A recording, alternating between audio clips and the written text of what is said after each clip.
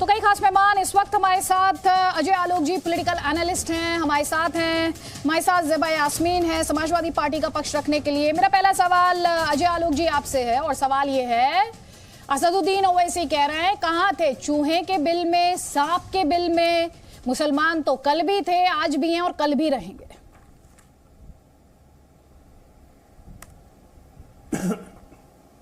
मुसलमान तो हमेशा से थे, लेकिन चूहे के बिल में, सांप के बिल में रहने वाले भी मुसलमान भी थे। शायद ओवैसी ये भूल गए। तभी आज निज़ाम की बात करते हुए वो निज़ाम को देशभक्त साबित करने पे लगे हुए हैं और निज़ाम की रजाकार सेना तब विलय का विरोध कर रही थी, ये वो आज भूल जाते हैं कि इनके पिताजी भी, इनका पूरा खानदान भी उसी रजाकारों की मदद कर रहा था। आज समय आ गया है कि ऐसे बिल में छुपे रहने वाले चूहे और सांपों से मुक्ति पाने का समय आ गया है। और ये जब मुक्ति की आवाज़ उनके कानों में सुनाई देती है तो उनकी बौखलाहट साफ दिखती है। और अब मुक्ति कोई जंग से नहीं होगी, अब मुक्ति कोई गोली चला के नहीं होगी, अब मुक्ति वोट से होगी। क्योंकि हैदराबाद जाग गया है, तेलंगाना जाग गया है, तो स्वाभाविक है जो बचे खुचे रजाकार हैं उनसे मुक्ति मिलनी तय है। और इसीलिए बौखलाहट हो रही है और कोई बात नहीं। ठीक है, आप कह रहे हैं कि अब मुक्ति मिलने वाली है रजाकारों से और इसीलिए बौखलाए हुए हैं। ज़ेबा यास्मीन, ये इतिहास को लेकर लड़ाई क्यों हो रही है?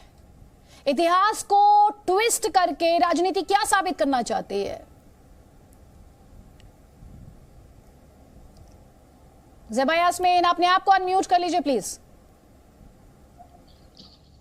देखिए अदिति जी, हमें लग रहा है कि मुद्दों से भटका के पास्ट हो या प्रेजेंट हो, हमें आगे का सोचना चाहिए और किसी भी कंट्रोवर्शियल या किसी भी विवादित टॉपिक पे नहीं बोलना चाहिए। और जिस तरीके की बातें हो रही है, मुझे लग रहा है कि आगे का सोचना ज्यादा बेहतर होगा। कौन क्या है, कौन राष्ट्रवादी है, कौन नहीं है, ये हर व्यक्ति बेहतर जानता है। और देश में पहली बार ऐसी स्थिति आई है जब हर किसी को अपना राष्ट्रवादी होना प्रूव करना पड़ रहा है, जो कि बहुत शर्म की बात है।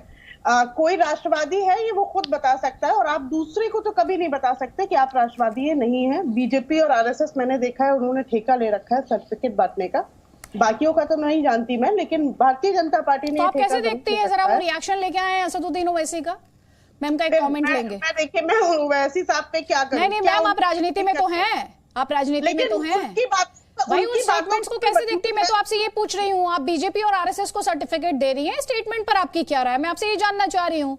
असदुद्दीन ओवैसी जब चूहे के बिल, सांप के बिल, हम कल भी थे, आज भी हैं, कल भी रहेंगे, इन स्टेटमेंट्स को आप कैसे देखती हैं? फिर do we have any reaction? एक सेकंड रुक जाइए जी, चलाएं। याद रखो, हैदराबाद के बगैर भारत अधूरा है और हैदराबाद भारत के बगैर अधूरा है। ये चीज समझने की जरूरत है। अब हम कब मुखालिफ थे? नहीं, जब 17 सितंबर ने मंदलिस बोलती नहीं मनाना, हम नहीं मनाना।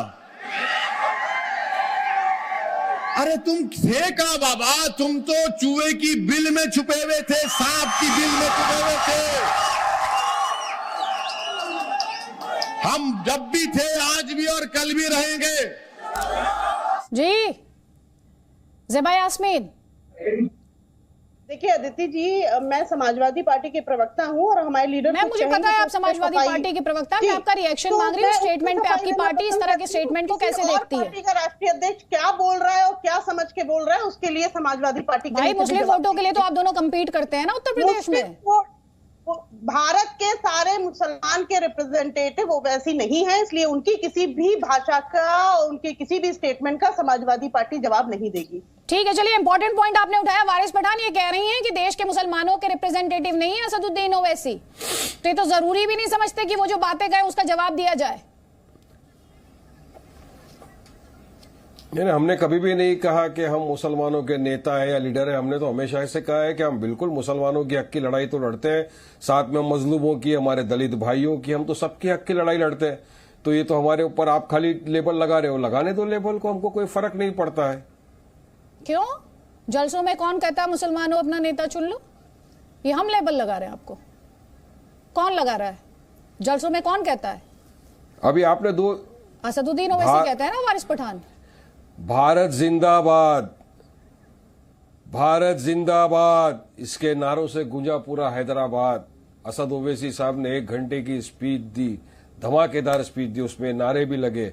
हैदराबाद नेशनल इंटीग्रेशन डे बन रहा था वहां पर असद साहब ने बहुत सारी बातें कही। आप एक ही पॉइंट को लेकर के उस पर बहुत सारी बातें की। उन्होंने बताया कि ये लोग बीजेपी वालों को हमेशा से नफरत है मुगलों से, चीजें करिए मगर फिर भी ताजमहल देखते हैं। बीजेपी को नफरत है निजाम से, क्यों? निजाम वो इंसान थे आदित्य जी, मैं आपको बताना चाहूंगा कि 1964 के अंदर जब वॉर हुआ, हिंदुस्तान के पास पैसा नहीं था। उस वक्त के जो प्राइम मिनिस्टर थे लाल बहादुर शास्त्री गए निजाम साहब के पास। निजाम वाहिद वो शख्स थे पूरे देश के अंदर जिन्होंने 6 टन सोना दिया। हैदराबाद से ट्रकों में भर भर के सोना गया था दिल्ली। ये बात भाजपा वाले नहीं बताएंगे। अब चलिए बताइए बीजेपी और आरएसएस वालों ने उस वक्त क्या दिया? 1 रुपया भी दिया था कि ये लोग तो लगे हुए थे ब्रिटिशरों के तलवे चाटने के अंदर। ये लोग तो माफीनामे पे माफीनामा देने के अंदर लगे हुए थे। और जब हम बात करते हैं किसी की अच्छी तो ये आ जाता है इल्जाम के बिल में छुप गए। वाकई में तो कहां थे बताइए मुझे? मैदान में थे क्या? जंग आजादी की लड़ाई में क्या इन्होंने अपनी जानें गंवाई? नहीं ना, आजादी की लड़ाई में तो हम लोग थे ना। हमारे दादाओं ने अपनी जान की आहुति दी, शहीद हुए, झाड़ों पे लाशें लटक रही थी, तब जाके हमारा महान भारत देश आजाद हुआ। और आज हम ही के ऊपर शक किया जा रहा है, हर बार हम ही को सिर्फ सेकंड ग्रेड सिटीजन बताया जा रहा है। हैदराबाद के निजाम को लेकर जो सवाल उठाया, मेरा एक सवाल है उससे जुड़ा हुआ, मेरा उससे जुड़ा हुआ एक सवाल है, उस सवाल का जवाब दीजिए, उस सवाल का जवाब दीजिएगा। 15 अगस्त 1947 से सितंबर 1948 कहां थे हैदराबाद के निजाम? ऑपरेशन पोलो किसने शुरू किया, क्यों शुरू किया, उसके बारे में भी थोड़ा सा इतिहास का बोध मैं आपसे चाहूंगी वारिस पठान। नहीं, मैं आपको काउंटर सवाल करूंगा। 47 से लेके 48, चलिए बताइए ना कहां थे भाजपा और आरएसएस वाले जो आज हमके हमारे ऊपर तायद करते हैं? मैं काउंटर सवाल कर रहा हूं ना आपसे, आप मेरे सवाल का जवाब दीजिए, मैं आपके सवाल का जवाब दूंगा। नहीं थे ये लोग आदित्य जी, और आज आके हमारे ऊपर इल्जाम लगा रहे हैं, तो सबसे बड़ा खराब तो यही लग रहा है ना। और देश देख रहा है, जनता देख रही है किस तरह से भाजपा आके हर चीज का क्रेडिट लेने के अंदर मास्टरमाइंड बन गए।